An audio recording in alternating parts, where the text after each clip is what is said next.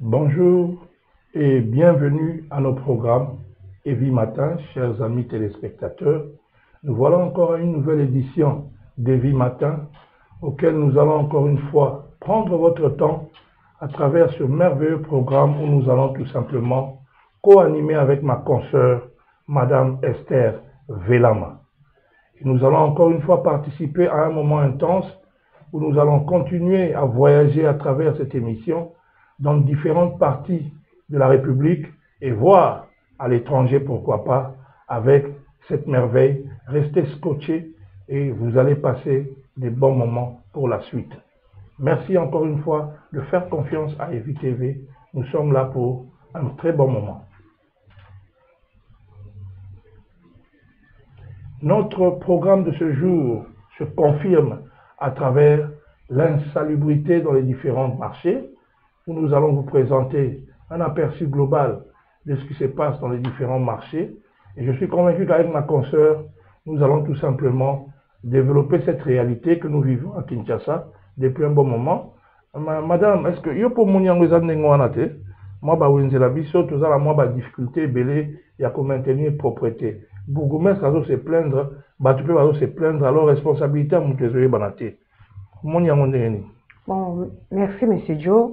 La responsabilité partagée, la population et le gouvernement. Voilà où tout le monté. On n'est pas des bapaya, namboka na biso. Donc tout ça, namboka, tokendaka ba wenze, tokendaka na ba petit coin, tokendaka na ba grand marché, tout monde en façon ezali to ndenge komeli. Donc vraiment et ça vraiment déplorable, comme on a mboka na biso bon surtout so mutu moko abima mboka oya kenda mboka mususu asali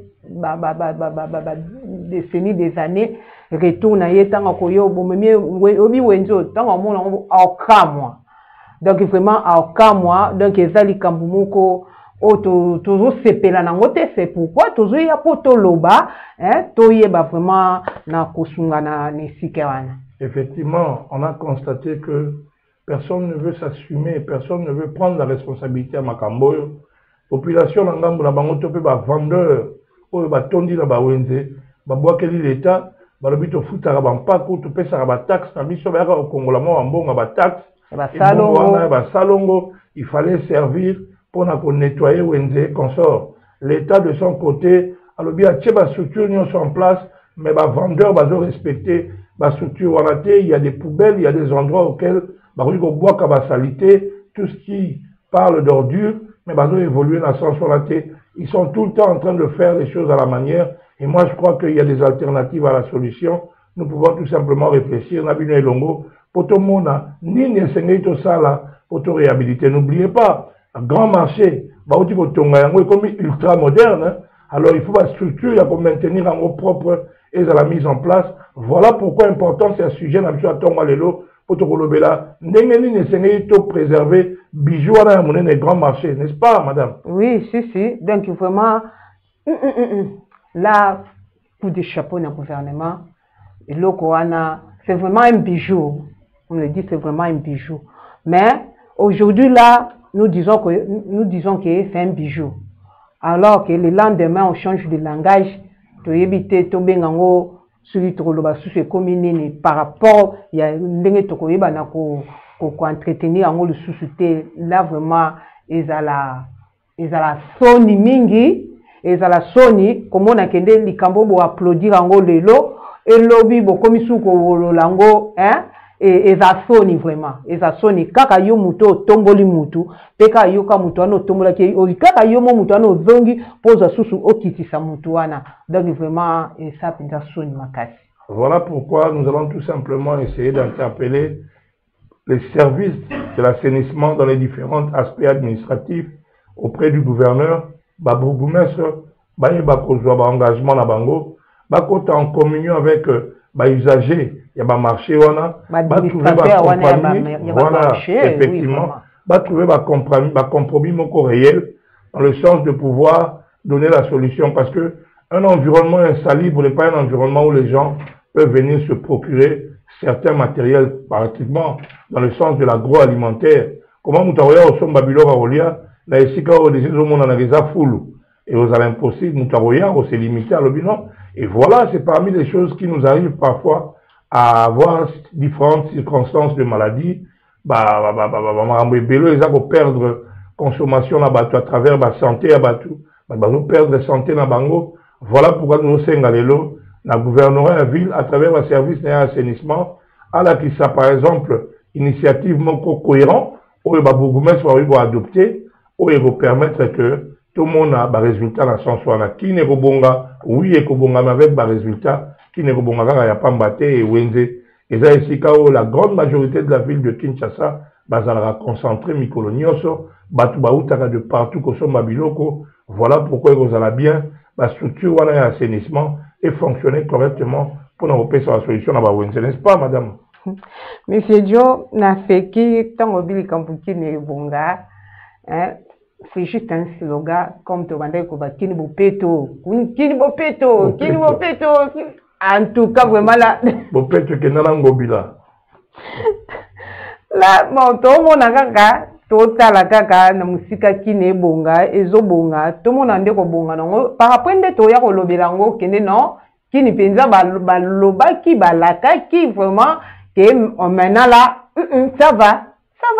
Nous devons être quand même optimistes, c'est un problème tête tout ça ko taille la mona misu kala ka Kinshasa to yebi ba nombre ba wenze awana kin et ça tellement ébélé ba zan déjà ébélé à Miké à Minene. Nous avons des marchés dans plusieurs points de la capitale. Alors, ok, Bangonio se basant dans le même problème.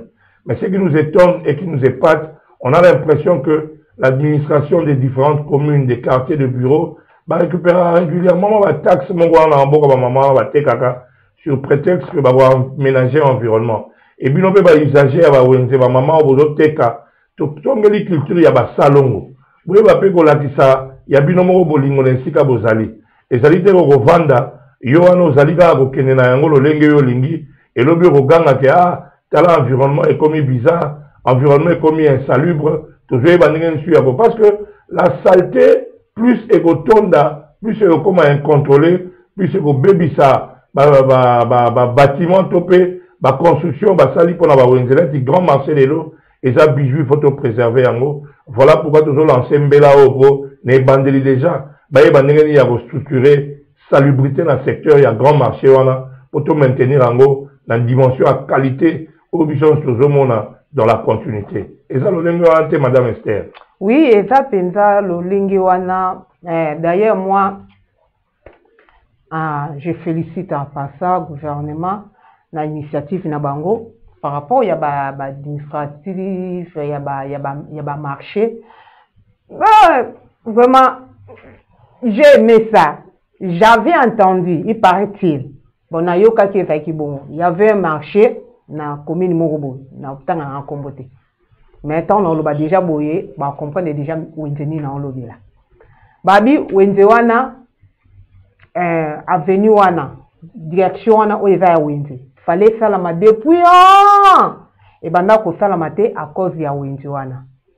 Et alors, tant que balobi, ba sala balabala wana ba makadamizango alors kende paraît-il gouverneur alobi kende ya yebi marché wana te il paraît-il nde na yokaki mais na yebi na ngate balobi kende gouverneur alobi kende ye ayebi wenzo wana te parce que ba mama na balobi kende lokola bazobuka wenzo balukela bango place bakotia bango alors gouverneur alobi kende ayebi wenzo wana tatika koyeba bango te parce que atika la kozwa mbongo moko te to recette moko te ya marché wana.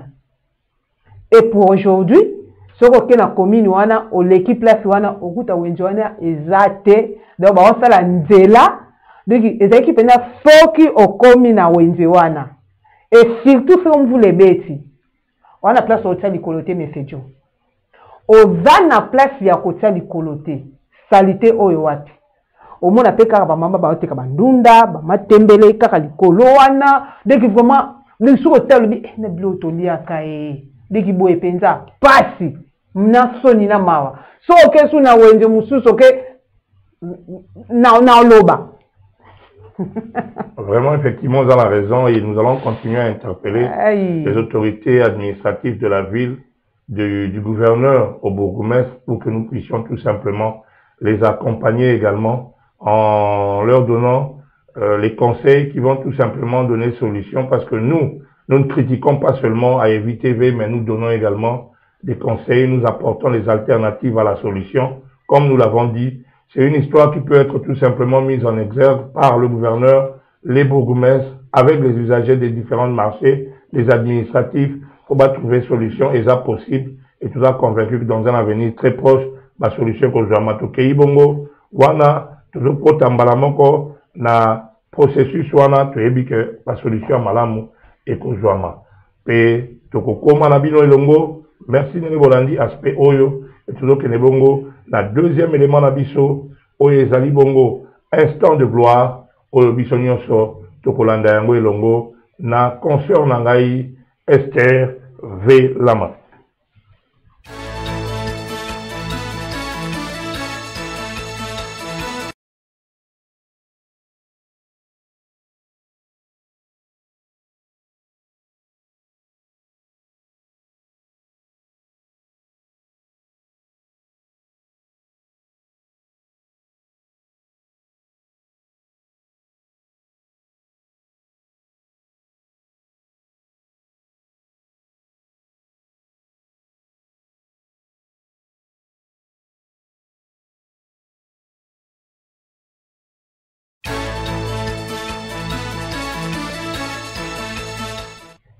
Effectivement, au côté na point nabiso, yami balo ezali, instant de gloire, oyo biso nyonso toyebi ete, on ne peut rien dans la vie sans l'Éternel Tout-Puissant.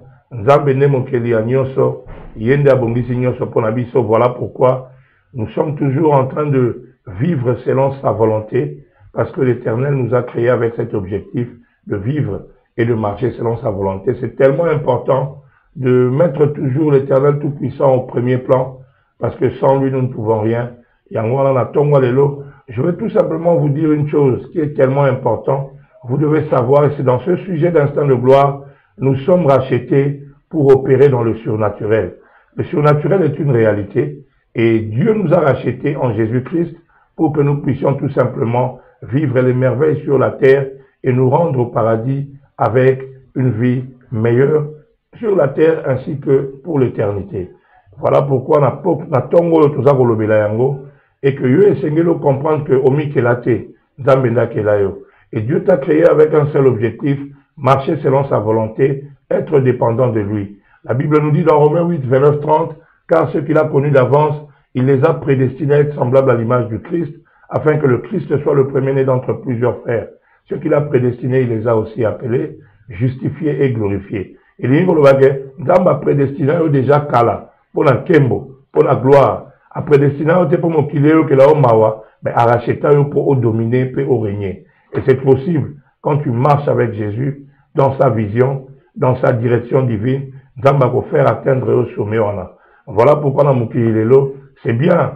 Nous vivons dans un environnement où il y a des gens, ils sont par exemple là pour nous apporter leur soutien. Mais tu es que nous sommes là, personne ne peut t'apporter un soutien quelconque. Et voilà pourquoi est-ce que en même temps voilà pourquoi tu commences à la culture à comprendre que Yesu a sikolabiso toza racheté pour opérer dans le surnaturel. Ça veut dire biso la biso fait tailler la ra en Zambé, il fait tailler la ra en Kolo, la biso tailler la batouté, parce que l'homme va faillir, l'homme va te décevoir. À taper sur la promesse qu'il y a qu'à telle heure, le biologue boygo sala, nous sommes capable de changer version naïe. Mais l'Éternel Tout-Puissant ne change pas. Il ne va pas changer sa version, il va demeurer dans sa position. Mais comment tu peux entrer à la dimension du surnaturel en devenant enfant de Dieu et en servant l'Éternel continuellement? Service et royaume est la priorité. Va faire avancer le royaume naïe. L'Éternel nous a rachetés avec un seul objectif, marcher selon la volonté de Dieu à travers le service.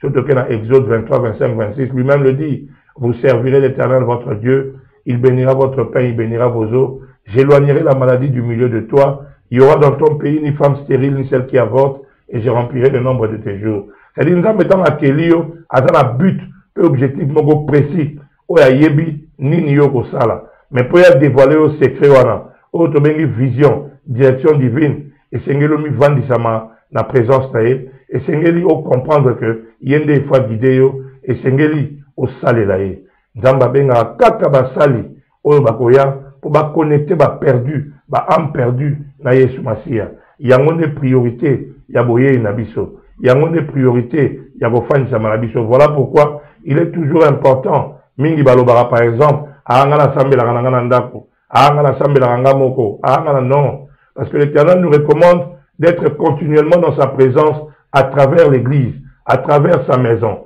L'église c'est toi et moi et nous devons aller pour faire en sorte que tous alana image wana pour protéger l'église.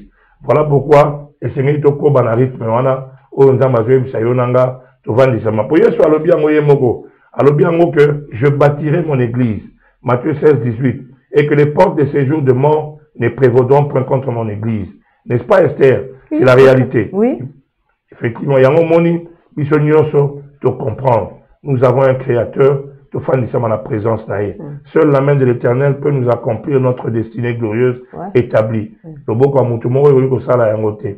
Nous sommes sur la terre pour 120 ans et au ciel pour l'éternité. Préparons notre éternité en comprenant qu'en dehors de Jésus-Christ, il n'y a aucune gloire. En dehors de l'Éternel Tout-Puissant, la gloire n'y est pas. Et comme itango oyo, to vandisama na présence ya nkolo. Nyonso tokosala ezala ya ye.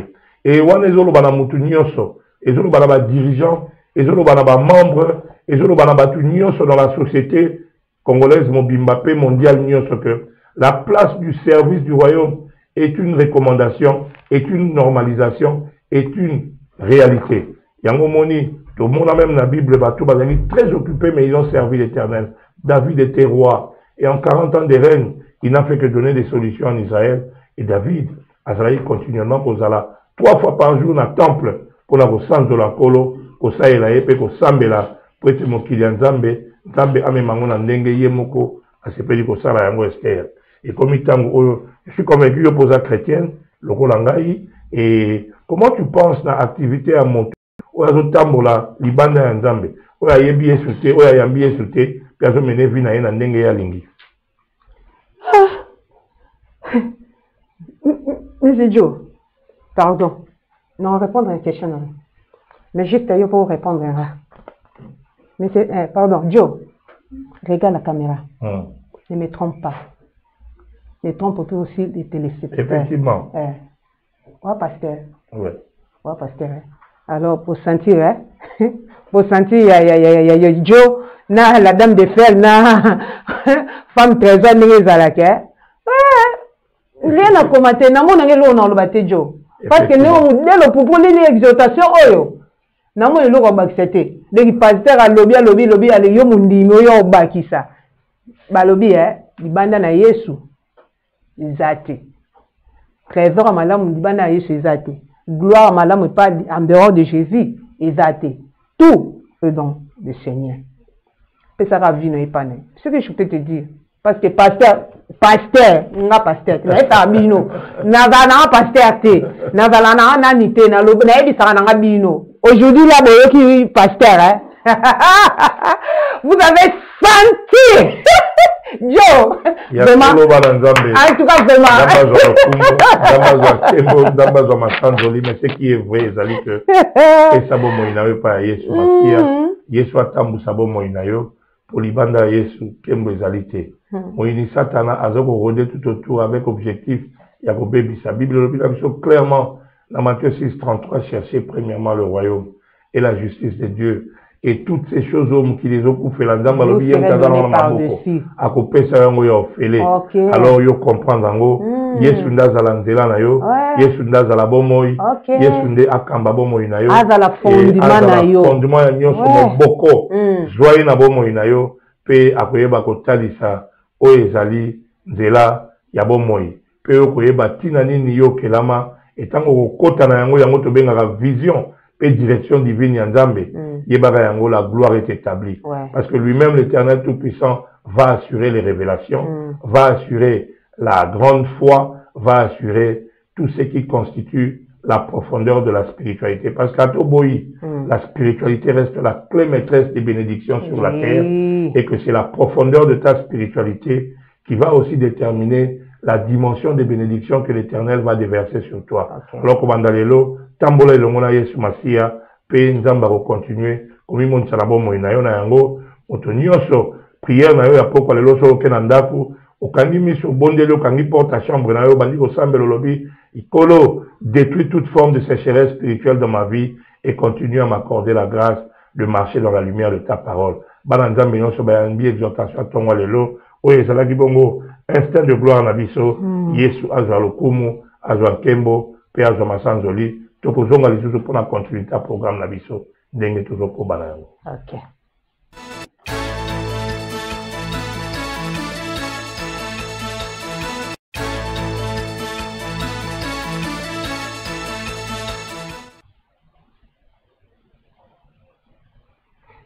Effectivement, ndenge tolobaki, ndenge tozali kokoba na yango, tozo continuer na oyo ezali bongo page promotionnelle na biso, oyo tozali komona bikamwa à travers la meilleure des éléments qui nous arrivent, StarTime. StarTime azali ko contribuer énormément au développement de la structure médiatique ya mboka na biso. Voilà pourquoi lelo toza ko s'assurer na ba service na ye, parce que StarTime c'est aussi la grandeur. StarTime, c'est le développement de médias. StarTime, c'est l'assurance des médias. StarTime, azali ko pesa, ba résultat. StarTime, azali ko faire voyager à travers les médias. Mokili Mobimba, StarTime, azo présenter, ba assurance peut ba garantie dans le secteur média, n'est-ce pas, Esther? Toujours ko banayango? Oui, oui, vraiment, aza vraiment partenaire nabiso officiel. Ngana otikala kolobela yete na ngolobane kaka titi peuple congolais nyonso ba comprendre que ba longoli ba nonbenga nini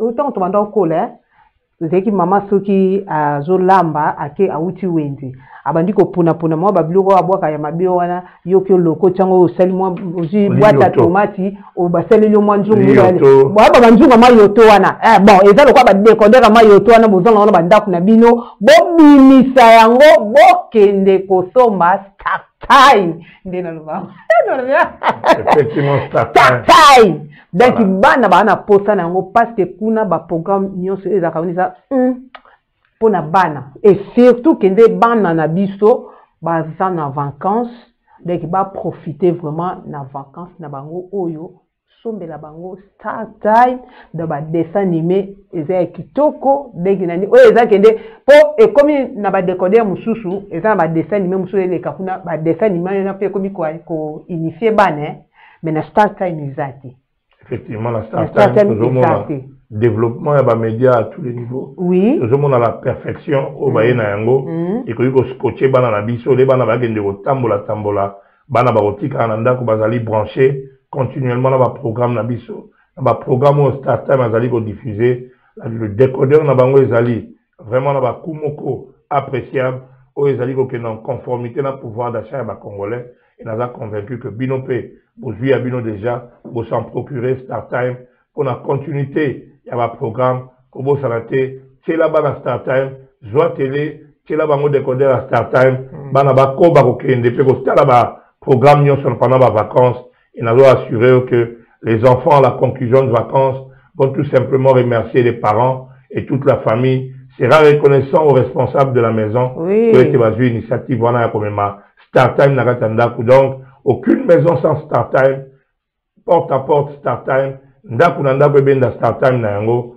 pe tozali kokoba na yango parce que yango ezo la différence yango ezali décodeur moko à vil prix yango ezali décodeur moko ezo permettre bato ba kotisa ba image moko extraordinaire na bandako na bango ba programme moko illimité na bandako na bango ba programme moko rempli de perfection na bandako na bango ba programme moko ezali attirant ezali attractif pe ko maintenir bango durant la période de vacances, n'est-ce pas, Esther? Oui, ça se vend partout, hein.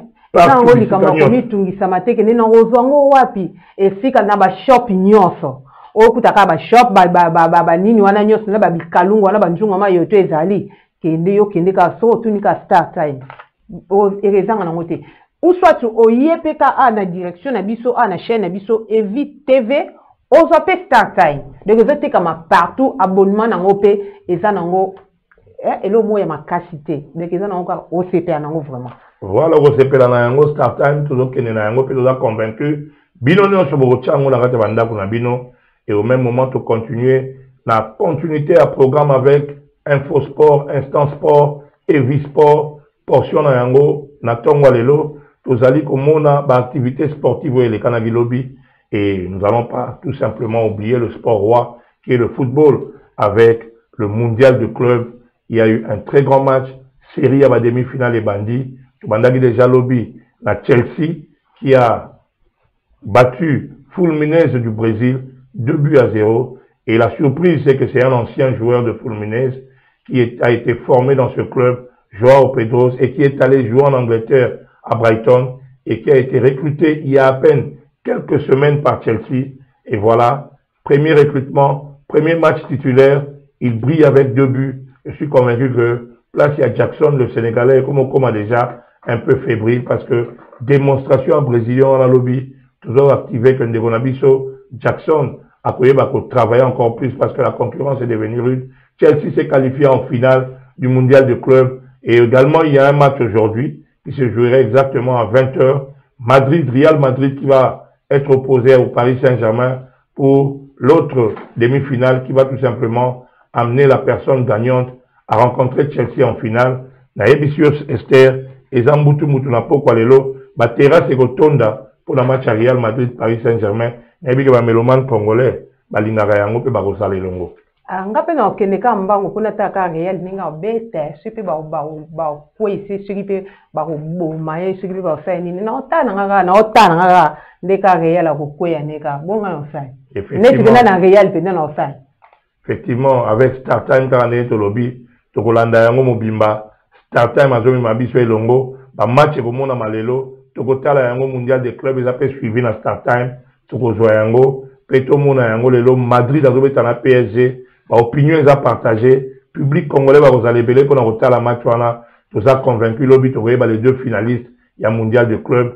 Voilà pourquoi Tolandaka programme Nabiso il y a Tongo Nyoso. Tous allez Longo Biso Nyoso. La programme Nabiso a Evi Matin et quand on est tous allés au Koba. Tous au monde progressivement n'engagé sport. Ils ont joué part important dans Bokaoyo à travers la jeunesse, à travers Nyoso mondial de club. Kozangate Real Madrid Paris Saint-Germain na pokwalelo bison solo bito kozonga pona koya koyeba nini salami et tokozala wana pototala yango. Parce que déjà Real sa poli na yé. Ah wana yo mtolobi Real déjà sa poli. Ba poli déjà. Ba supporter Real ba lingo yo eloko zolo ba wana. Ah ba poli. Nde ba sana ba ndimi ba yebi kende bo poli. Bo poli. Ah à la Madrid. Bo poli. À la Madrid. Bo poli. À la Madrid. Bo poli. Bana à la Madrid, lobi na tongo bino bo pe sa réponse. Pour na pokwa le matin no be sa malobi boya. Bo pe sa réponse bana à la Madrid. Voilà pourquoi tout yebi les sur la commune ça à travers programme Nabiso. Toujours continuer après moi ngogamke ya timing.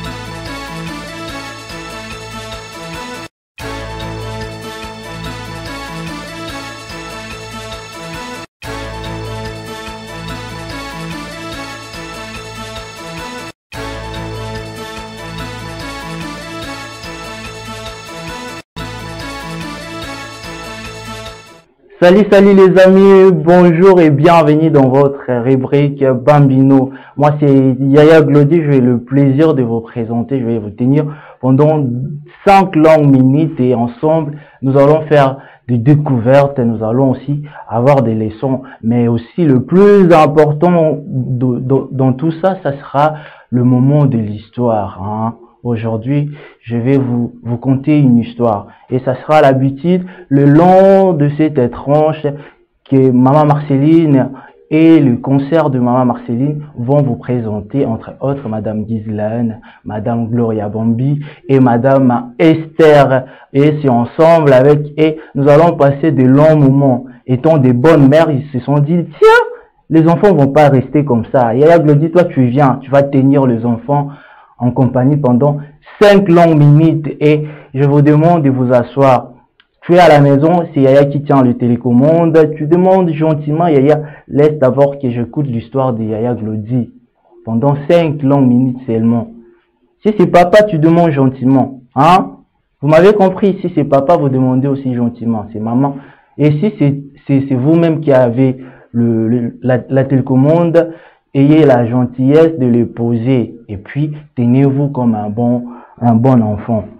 Aujourd'hui, nous allons parler de beaucoup de choses. En tout cas, je me suis dit, je vais pas laisser mes enfants comme ça. Moi, Yaya Glody, je parle beaucoup de langues. C'est très important de savoir comment communiquer avec le monde. Aujourd'hui, le monde est facile. Je peux quitter de Kinshasa où je suis, je me rends à Dar es Salaam ou Tanzanie. Je peux quitter de Kinshasa et je viens chez toi, tu es à Ouagadougou. Et si je ne sais pas parler ta langue, ça sera un défaut pour moi. Je pourrais pas me discuter avec toi. Je pourrais pas communiquer. Ça, c'est pas bien. Et aujourd'hui, hormis notre histoire, nous allons aussi apprendre les Swahili. Nous allons apprendre quelques mots en Swahili. Je vous ai dit que moi, je parle plusieurs langues. C'est vrai, hein, moi, je parle 3 langues. Je parle couramment les français. Je parle aussi couramment les lingala. Les lingala, c'est une langue qui est parlée en République démocratique du Congo, mais aussi dans beaucoup de pays africains. Et j'ai, hormis mes 2 langues où je parle couramment, je parle aussi l'espagnol. Ah, tu t'attendais pas à ça? Tu t'attendais que je dise que je parle anglais? Non, moi je parle pas anglais, hein. Moi je parle espagnol. En tout cas, j'apprends. Et aujourd'hui, ensemble avec vous, nous allons encore apprendre une langue que moi je parle pas malheureusement, mais c'est aussi une des langues congolaises, c'est le Swahili. Déjà en Swahili, on dit jambo pour se saluer. Du coup, je vais vous demander de refaire la salutation avec moi. Là, vous me suivez, vous reprenez après moi. C'est simple, moi je dis jambo, vous répondez aussi jambo. Vous êtes prêts? C'est parti, jambo, jambo les amis, jambo les bambinos, jambo, jambo, jambo. Je vous aime beaucoup, évitez de vous aimer beaucoup. Maman Marceline et maman Esther aussi vous aiment beaucoup. Et du coup, je vais pas m'éterniser sur ça, mettez-vous.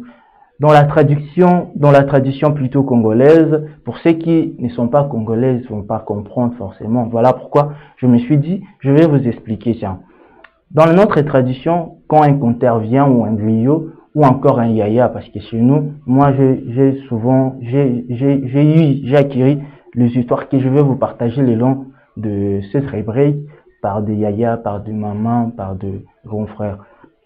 Et c'est une tradition. Quand le conteur vient, il dit histoire, histoire, tout le monde, celui qui doit écouter l'histoire doit répondre, annoncer. Et je pense que ça sera une bonne chose que nous les refassons aussi à cette manière-là. À chaque fois que je vais dire histoire, histoire avant de commencer mon histoire, toi tu es à la maison, tu vas dire annoncer. Il faut pas être malin, moi j'aime pas le petit malin, il faut être intelligent et sincère. Quand je dirais, tu reprends à la maison, moi je t'écoute, hein, j'ai les oreilles partout, tu vois, le baffle de votre écran, hein, ce sont mes oreilles, hein, j'écoute. Si tu réponds pas, je serai fâché. Yaya Glody va se fâcher. Et quand je me fâche, c'est encore pire. En tout cas, je vous le souhaite pas.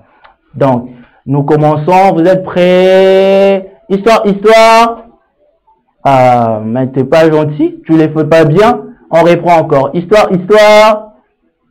C'est bon. Comme ça, c'est bon. Je vous donne un 10 sur 10. Et aujourd'hui, toujours dans le thème du Congo, nous allons apprendre une histoire qui vient du Congo. C'est une histoire remplie de leçons. Et c'est une histoire généralement rencontrée plutôt en lingala. Et tellement Yaya Glody vous aime beaucoup, je me suis dit, tiens, je vais l'interpréter en français, comme ça on aura tous une bonne compréhension. C'est l'histoire de Papa Ngeli, avec ses avocats et ses 10 enfants. Tiens, c'est intéressant. Toi, tu te dis, les avocats, c'est qu'on va manger. Toi, tu es gourmand. C'est pas pour manger. Attends, tu vas comprendre après. Comme je disais, c'est une histoire où on mélange chanson, histoire et leçon. Et ensemble, nous allons apprendre, nous allons tirer des leçons le long de cette histoire. On reprend juste pour une dernière fois. Histoire, histoire. je vais partir à moi.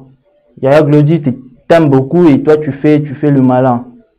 Il faut pas faire la maline, toi qui me suis. On reprend pour une dernière fois. Histoire. Très bien, je vous applaudis. C'est bon, c'est très gentil de votre part d'être aussi coopérant. C'était dans un village, un papa.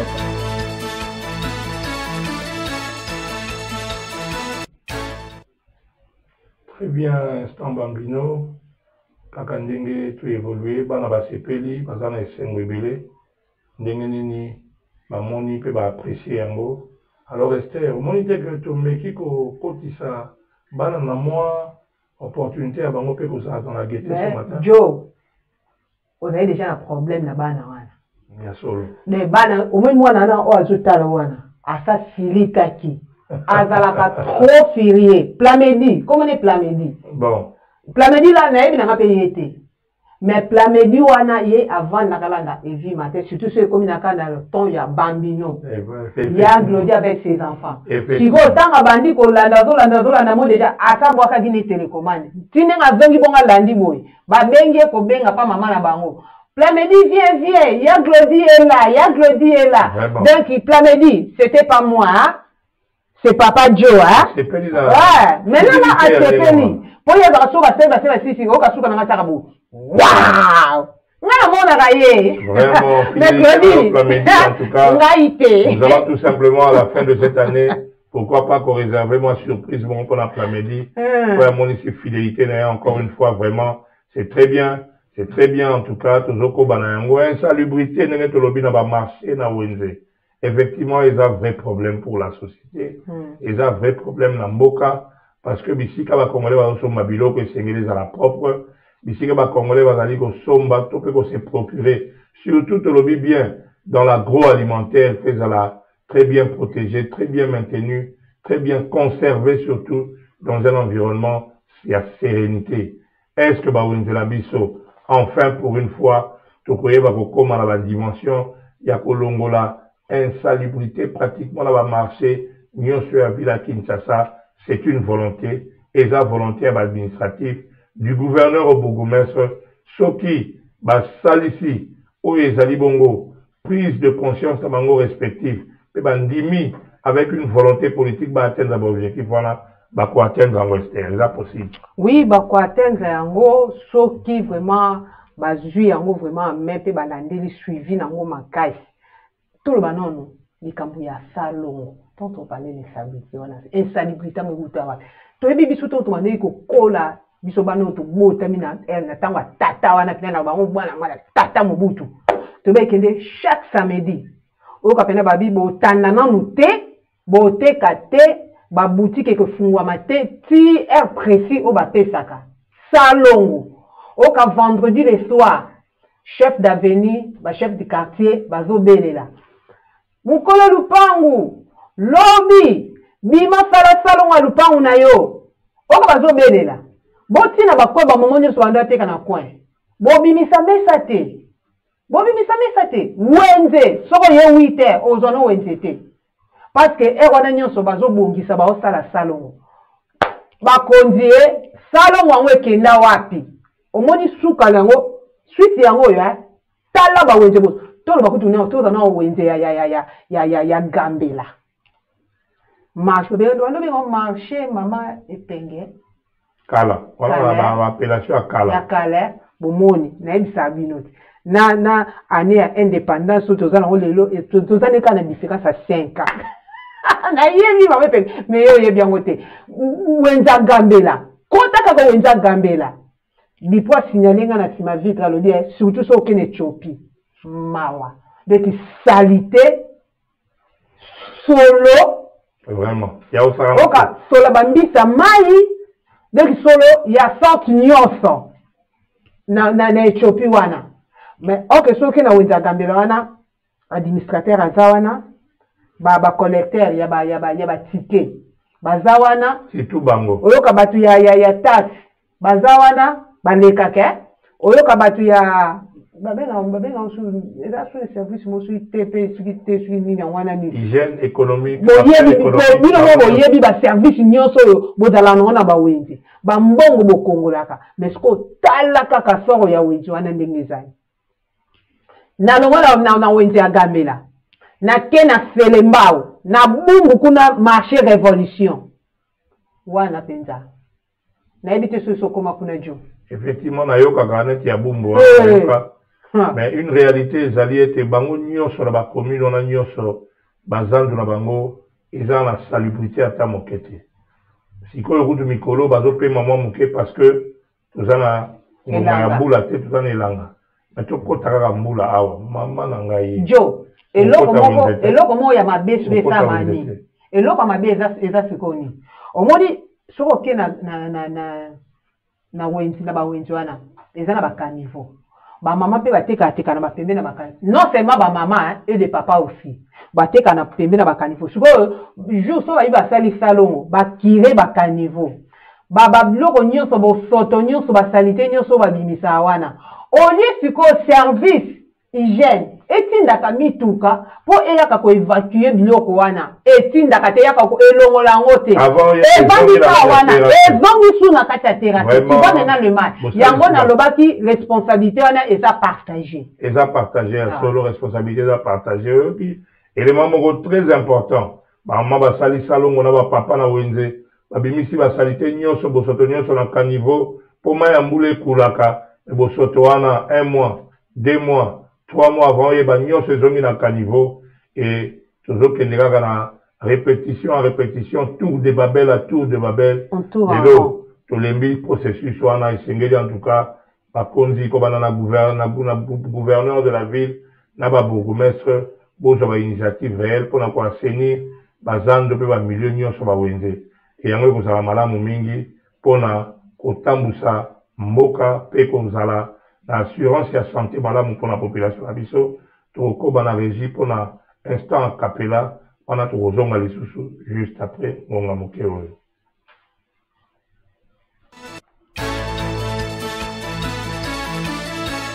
Éviter c'était moi, c'était beau à moi.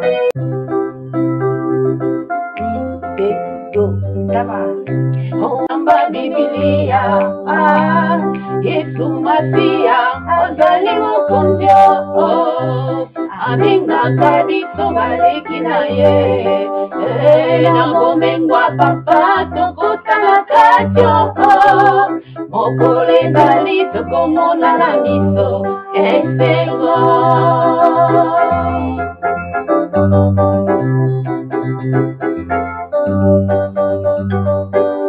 Oh, banzambe bele, etondi mokilio, biso toponi nzamba Biblia, Yesu Masia, azali mokonzio, abingaka biso baleki na ye, na bomengwa papa tokotana katio, mokole ezali tokomona na biso, esengo.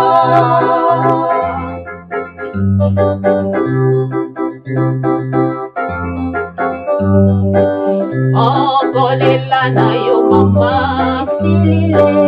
oh, bapasi na yo yaya,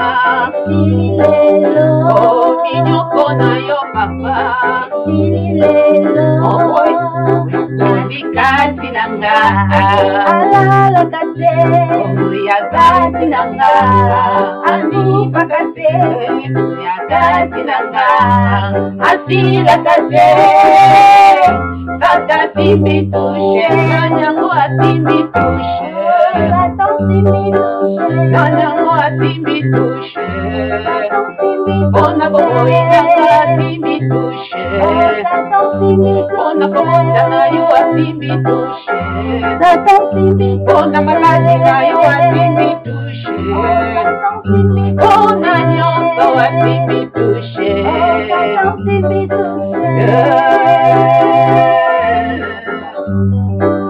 Ona como salande, volando ya nombe, na como inamba. Como sanate, volando Bolamu na Nzambe na bomoi nanga nakobosana kate Bolamu ya papa na bomoi nanga nakobosana te Bolamu na Nzambe na bomoi nanga makambo Yesu asalelaka lolenge linyango marabosana Bolamu ya tolo nakobosana kate Bolamu na Nzambe na bomoi nanga matumba Yesu akundelanga lolenge linyango marabosana Bolamu ya papa nakobosana kate Bolamu na Nzambe na bomoi nanga Kaka simbitusha Kaka simbitusha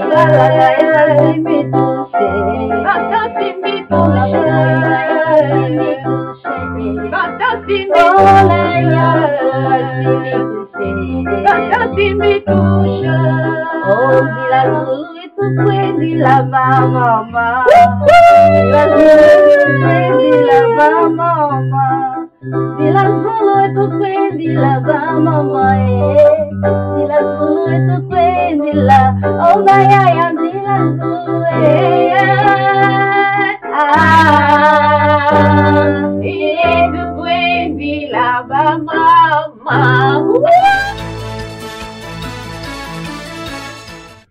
Eh bien, merci pour la suite de nos programmes. Car nous avons évolué depuis Kala. L'insalubrité n'a pas partout et c'est vrai que nous avons fait un constat. Nous avons également critiqué, mais le temps est arrivé pour les alternatives à la solution. Nous allons faire des propositions à l'administration de la ville, en commençant par le gouverneur ainsi que le bourgmestre, tout simplement afin de leur permettre de pouvoir prendre également en considération, parce que c'est important, à la propre pour éviter la population d'Abisso et différentes maladies, choléra, la maladie, et que ça difficile. Alors, aussi, dans l'État, un esprit, il y a des sanctions, par exemple, l'État a créé ta brigade Mogo, où il y a la brigade avec effet, il y a pour sanctionner, réunion sur la récalcitrant, pour tout comment au Cameroun, en plein bout, la moutafungoli dal nae, et puis mana yango ndengo wana yebi ke mutu mo oya ko lobele le kwazate na tango kala to yebi ke zalaka lolengi wana te tu ne pouvais pas le faire. Alors l'État a créé brigade mogo spéciale où il faut pour prendre en charge la réalité sur terrain où on doit sillonner partout pour la là qui maintient la salubrité et qui ne le fait pas.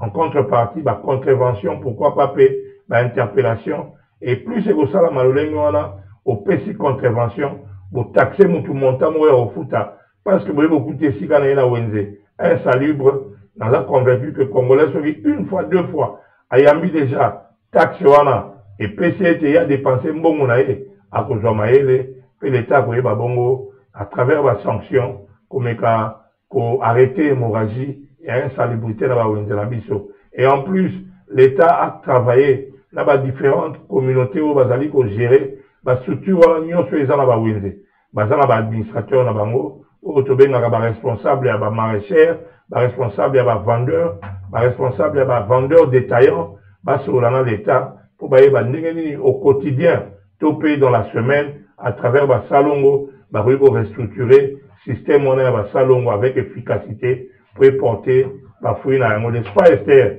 voilà toujours kende bongo na ko pesa ba alternative à la solution pour na Tongo ya lelo ezalaki sujet na biso principal insalubrité na bawenze au monde yango ya lolingo wana nde l'État koyeba kotelema. Oui, Joe, je pense que c'est ça. Donc moi piste de solution on a coopé ça na gouvernement et surtout na maire de la ville Mbote et siko Zwami. Vraiment Mbote mingi. Azolanda yo. Oui, Mbote mingi gouverneur na biso to lingio mingi. Convoquer ba bourgmestre nyonso ya ba commune o sololi na bango bazonga na ba commune na bango ba ngosko ba convoquer ba administrateur nyonso ya ba wenze oyo bango batia sikoyo bango sikoyo baye bisa ba administrateur wana po ba administrateur wana tanga ye na wenze yepe asali ba sous commission na ye voilà ba kene ba solo na ba sous commission nyoso ba ba tsana ba wenze wana nyoso wana abenda bango matoi na likambu etali salongo qui ezobonga toningi pe ba marché sa nini ebonga ezala propre soki salongo esalamite mama oyo akobongisa mesa na ete tata oyo akobongisa esika azoteka te en tout cas wana penza batile convocation jour wana ateka te jour wana pena ateka te bakanga ye batuna ye pourquoi d'ailleurs pena mutu azokende wenze amemi na Congo na ye amemi na on appelle ça quoi râteau on a tant akolongwa ba matiti akobena on râteau asangi songo esika moko donc soki mutu asali salongo te mukolo wana il n'a pas droit ya koteka na wenze donc procédure wana ezonga bon mona tant wana tellement Mobutu fait président Mobutu ane ko landela yango azaki pena na rigueur ne kamnesika wana to mona ekende ebanda okende malamu mais tellement ce que le roi le fait aller comment nango suivi pe ezala nango te ceux qui balobi likambu eloko nde sala mabe manque à suivi bokolo bana bino likambu bopesi na bino loi bolobi na bino maintenant likambu réussite nango eza nini suivi donc tant au convoquer ba bourgmestre ça la suivi à ba bourgmestre pe tango ba convoquer ba administrateur ya wenze ba bourgmestre pe ba ça la suivi et pas ya ba administrateur pe ya wenze tango bango pe ba pesi et pas ba commission na bango wana bango pe ba et surtout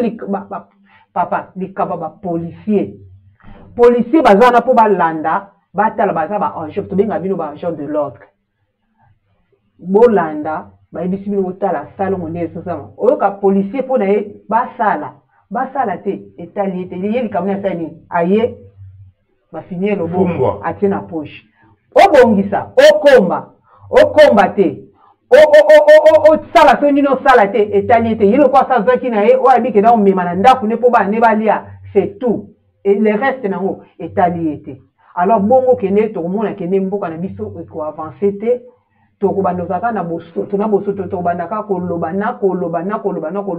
et rien ne va changer c'est ça rien ne changera en tout cas to mona yango voilà pourquoi biso nyonso na ngonga oyo tozali obligé to landa ba principe pe oyo sala ete mboka na biso ke de liboso po biso tozala na souci eloko moko tout le monde a un environnement, il y a un nyonso ya ville à Kinshasa, il y a RD Congo Mobimba, ils ont la propre, ils ont la bien fait, ils ont la saveur na yango. On a peuple à faire au sommet bilei wana et vous allez à mabete parce que ils ont été comme un environnement moko pollué et wana to kene la lolenge wana ba solution comme on a na mboka.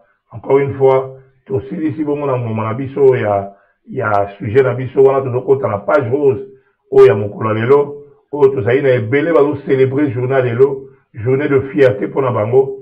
To bengiango ba anniversaire, il y a un événement il y a ba date de naissance, il y a ba anniversaire Nabango nyonso. Alors to komi bongo na page rose wana pour na kotala ba nyonso va nous célébrer ba jour Nabango lelo, que va salir à l'honneur.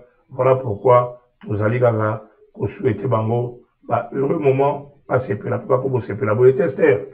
Yango wana vraiment ndenge na lobaka joyeux anniversaire bandeko na ese bino botindela ngai na ninga na betongo na bandinga nyonso na betongo pena na bandinga nyonso joyeux anniversaire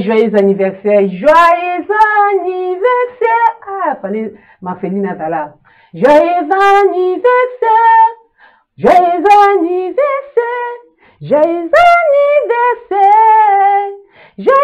anniversaire, tellement elle est mon Congo. Mbutukulu ya mbote,